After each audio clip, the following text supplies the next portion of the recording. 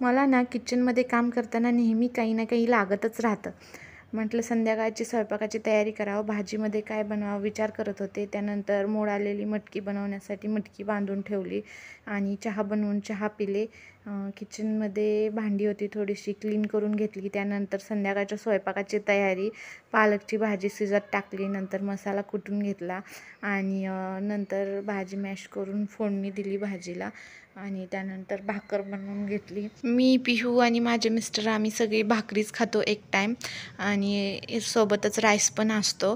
आणि पिहूला पण आम्ही जी भाजी बनवली आहे तीच भाजी आणि भाकर चुरून चारली. आम्ही सगळ्यांनी जेवण केलं. नंतर किचन आवरायला घेतलं.